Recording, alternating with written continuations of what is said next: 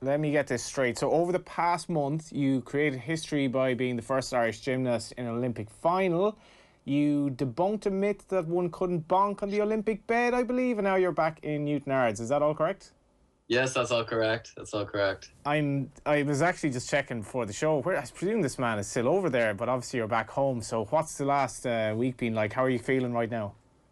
Yeah, okay. Yeah, I'm feeling in positive energy, and yeah, I mean, just kind of stepping away from gymnastics a little bit at the minute. Getting your head around normal life. Yeah, for sure, for sure. So when did you come back, and what's the normal process? I guess some Olympians stay on a bit longer, and you came home anyway over the past week or so.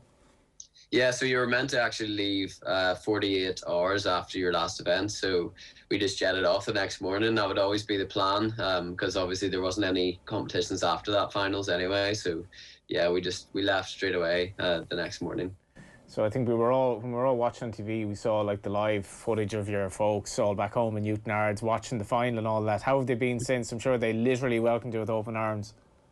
Yeah, they did. I mean, it's exactly how I like it, coming back and seeing my immediate family just at the airport, along with my coach Luke's family as well. It was great to see them because I know how much his family has sacrificed as well. So to see them come together, welcome us back at the Dublin airport, it was very special to see everyone who has supported me be there. So on your flight home, were you with other Olympians or are you on your own?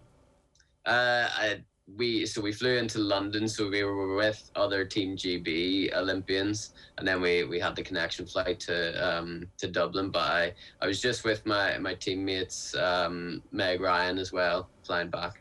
And what's it been like kind of taking it all in terms of the achievements? I think everyone in Ireland who watched your reaction in particular was just amazed by your PMA, I suppose, your positive mental attitude. When you come down then and wonder, what might have been, what has your thought process been over the past week or so? I mean, my immediate thought was obviously disappointment, of course, because I know that I'm so much better than what I showed. But that's just one of those things that it's sport. It's almost the beautiful side of sport because it's the unpredictable thing that happens. I I haven't fallen on that skill the entire build up to this competition, and it was just one of those things where, like, my finger got caught under my hand, and that was enough to throw me off the horse. But that's sport. The unpredictable always happens, and I think that's what makes it so exciting. That's why everybody tunes into the Olympic Games, because obviously nobody knows the results. That's why you're watching the Olympic Games, and exciting things like that happening makes sport. But now I have the pleasure of making everybody that little bit more nervous now when they watch me. Well, okay, so when the incident happened, obviously, how were you, like, and I mean this literally, how were you able to get back on the horse, compose yourself in the few seconds that you had? How were you able to get back on the horse, perform as you did subsequently, in the knowledge that all that work had kind of, fallen, but you were still able to compose yourself? Mentally, that must have taken some effort. Yeah, it's always difficult falling that early on in the routine. So I fell on the second skill. I got back up and repeated that skill, and then went all the way to the end of that routine. So I was essentially doing that routine knowing that no result will have come from doing it. But being trained throughout the years, this is something that gymnastics just teaches me so much, is just that determination, and that's exactly what I showed when I got back up on the horse, finished off the routine, and had my dignity intact after that. Of course, still insanely disappointed, but the fact that I can get up after that fall shows what kind of person I am. That I'll not just drop the head and let it affect the rest of my performance. How much of that is down to yourself? How much of that is down to Luke? How much is that down to the sport of gymnastics itself? Because I think the majority of people would have just fallen into a complete hole, and we've seen so many Olympians who just, they struggled mentally, I suppose, at that stage, and you've had that crushing disappointment in something that takes place over such a short space of time. So you're talking about really fine margins there, and yet you're as composed as a newsreader afterwards. Yeah, I mean, it's just I can't really dedicate that to one thing in particular. It's just a bunch of different things. Gymnastics, just being a gymnast, is has helped me a huge amount with that kind of positive mental attitude, and just maintaining, have my head held high after a failure like that. And then also obviously working closely with my coach Luke, he teaches me a lot about that. But then just throughout life, you pick different things apart to help you in things, in situations like that. So I knew that going finishing the routine, I needed to finish it strong, just to show everybody that I could finish it strong. And I wasn't just going to let all of my work go to waste. I wanted to at least show everybody what I could do, and I feel like I showed that well. And then obviously the disappointment is still there, but I knew I had to go and give some good interviews and show everybody what kind of person I am, and how positive I can be, because I was showing that I was disappointed, of course, but I'm not going to let that disappointment affect the rest of my performances in my career by any means. I'm going to say that and show that it's going to get me more motivated than ever, and that's exactly what it's done. But like there's been a lot of debate around mental health at the highest echelons of sport. Obviously, Naomi Osaka comes to mind, and Olympians as well. Like, have you any idea of how that positive speech that you gave and that sort of attitude and that, like, I'm getting up on the horse again, have you any idea how, I guess, inspiring that is to young people and to people who've probably been in a situation before where maybe they got to a final, they're disappointed, or they've had setbacks as you do in your sport? For somebody at 22 years of age, it just seemed to be exactly the message that, okay, we're at the top level, but let's go again. Let's, we still have a life ahead. Yeah, well, exactly. How selfish would it be for me to take that opportunity and turn it into a negative? That's an opportunity and a platform at the Olympic Games to talk to younger generations. And that's something that obviously comes into my head quite often, is talking to younger generations. When I do interviews, I'm thinking about talking directly to younger gymnasts or younger athletes, or even anybody outside of sport even. I know that that's a platform to emit positivity to people and show people that the greatest glory lies not in never falling, but in rising every time we fall. So I love that quote, because it just encapsulates sport and encapsulates life in general, really, because I feel like sport is a great metaphor for life. And a lot of people can see an interview like that, and if it makes one day better for them, then that's my job done. Yeah, and a lot of FA Cup finalists who lost would have said, "Oh, it was much better just to get to the final and bow out at the semi-final stage." And you were exactly like that. I think you were basically essentially saying before the final, it would have been a lot worse were I to go now. I've gotten there, and this is kind of like I've achieved something, and I'm an Olympic finalist at the end of the day, regardless of what befalls me now.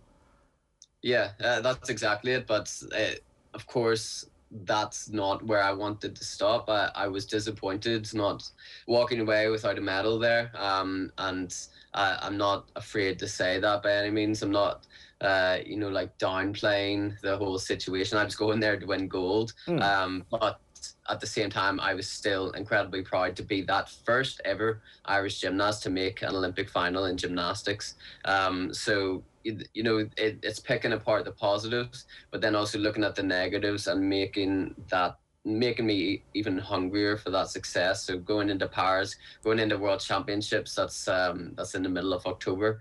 I'm wanting those gold medals wrapped around my neck. We're not just going there to participate anymore.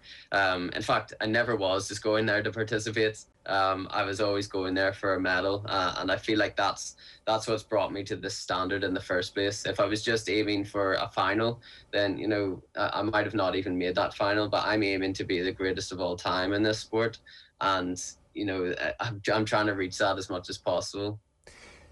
As an Irishman, as an Northern Irishman, is that a difficult thing to say? Because I feel in this country, we don't have an innate kind of ability to say, for a kid of your age to say I'm hoping to be the best of all time in this sport might be construed to be arrogant, when in fact it's positivity. When I met you, I think in 2019, you just qualified for the Olympics, and I spoke to everyone afterwards about this kid, how confident you were. It wasn't arrogance, it was confidence. But it's not an innately Irish or Northern Irish trait, I would argue.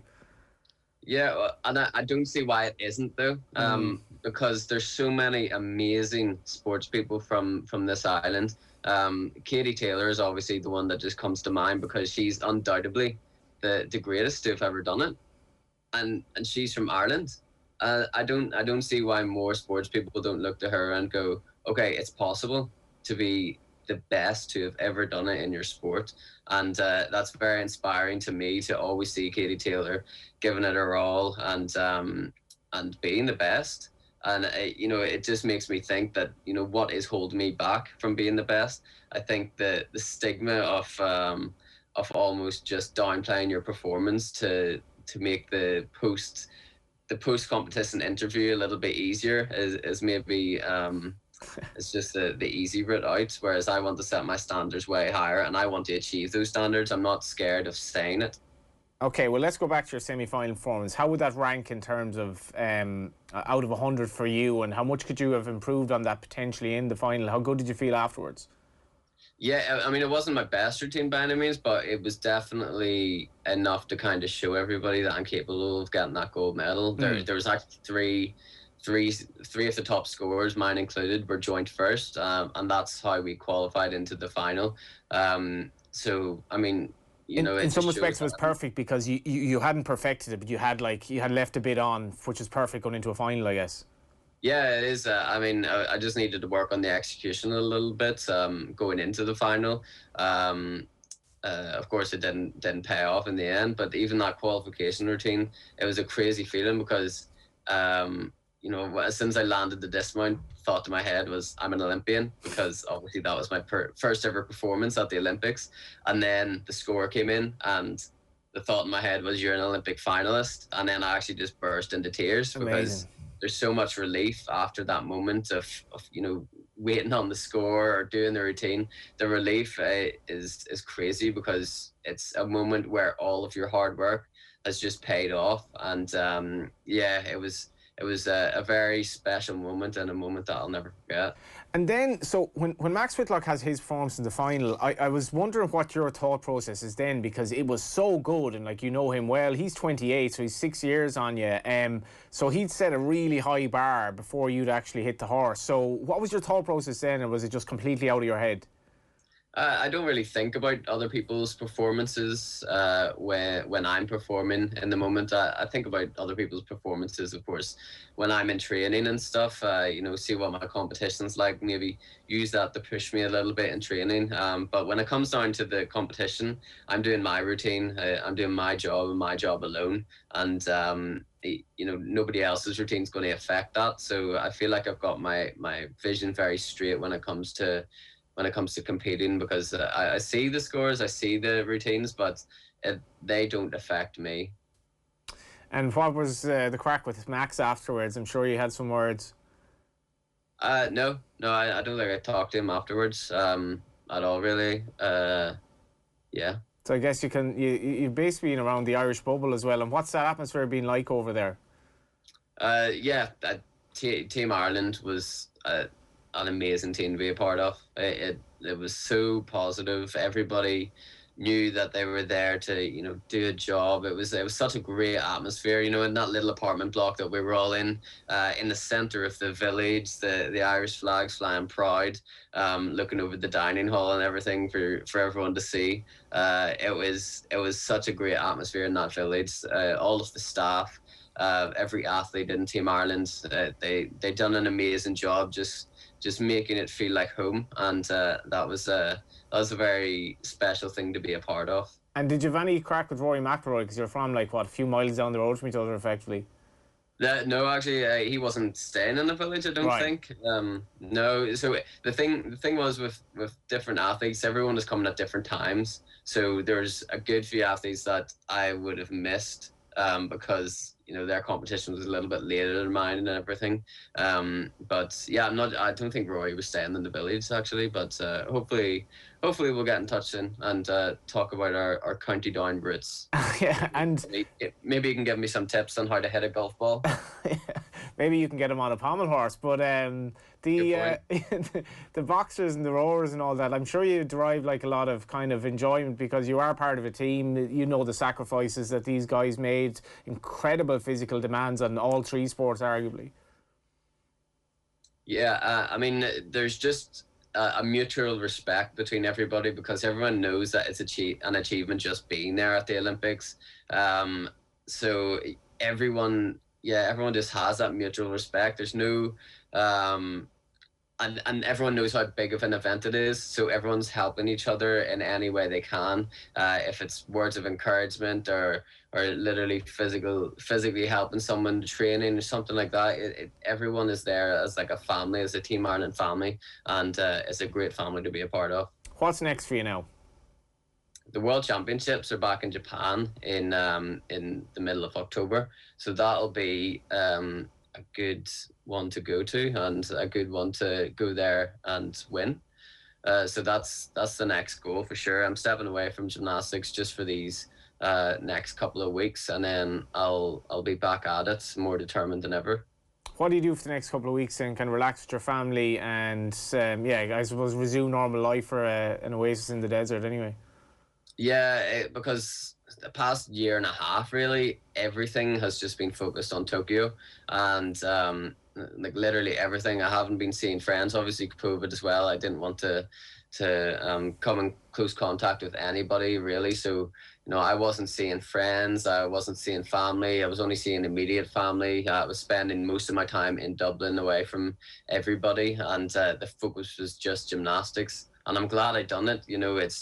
There was no regrets on that competition build-up, because I put 100% effort into it. But now that Tokyo is finished, I can step away from gymnastics a little bit, give my mind a little bit of a break, and focus on other things in life. Just like your guitar, this is in from Paul. Are those Rhys's guitars in the background? Will he give us a blast of Wonderwall? No, I cannot play guitar. That's my dad's guitars. Can you get your dad on there? We've had enough of you at this stage. He's at work. He's at work, working hard. You'll have to pick up the guitar for your many talents. Another one from Manning. Well done, Rhys. You are a model athlete and did us proud. Yeah, the model athlete thing. You're obviously marketable as well. Like how do you kind of make a career out of this? It's a sport that's obviously very, very unique. It's rare for any gymnast in Ireland to do anything of the note that you've done. So you are obviously a very marketable product. You're young and you're very positive. So I guess there's a lot to be positive about, looking forward to as well into the future for your career. Yeah, it's exciting, and the experience at Olympics and the general hype around it all.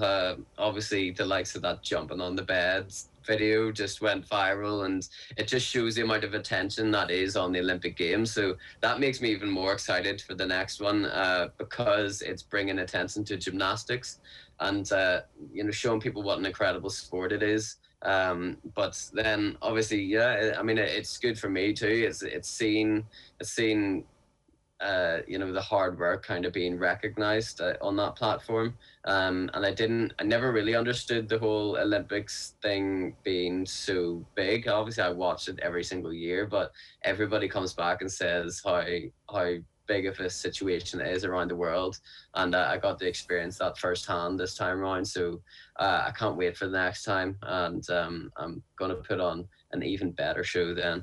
This might be a stupid question, but you're looking at Max, who's 28. So what's the optimum age at this, or is there an optimum age? You're 22, which I presume gives you scope to be around for some time.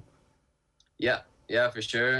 Especially on the pommel horse, it's a more low impact event than, for example, the floor exercise or the vault, where there's such a huge demand on your joints. There's a demand on your joints on the pommel horse too, but it's less impactful.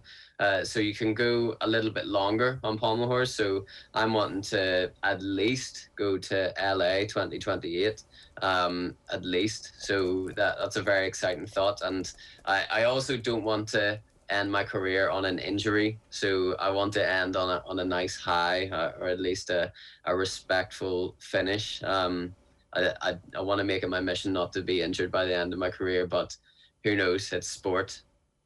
And in terms of like looking ahead to October, then what's your actual training routine between now and then? Do you sort of slowly build it up, and isn't it an advantage that you've been to Japan before now at this stage, so you have a bit of previous, I guess?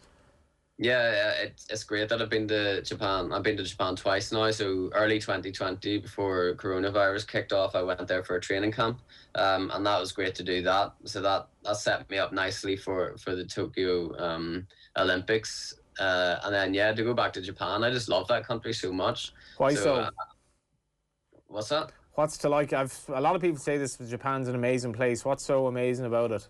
The people. Mm. I've never been to somewhere that the people and the culture have affected me so much. I'm coming back home and implementing their just kindness and general energy around strangers. It's very admirable when. I love the bows. I love that so much. The bowing to everybody. Making eye contact, bowing, saying hello, and I don't know. You just don't see that back home too often. Obviously, you get the odd person that's really, really nice and saying "Have a good day" at a coffee shop or something. But everybody in Japan does it, and I absolutely love that. And will you be watching the Olympics now? Watching Kelly Harrington and so forth on Sunday and seeing how they get on? Oh yeah, Kelly Harrington is such a huge role model of mine now, especially after those games. She felt like a team captain Mm. to Team Ireland. Of course, she was the flag bearer at the opening ceremony. But if I came into contact with her, having a conversation, meeting her in the physio room or something, her positive energy was infectious. It was Even so on cool. you.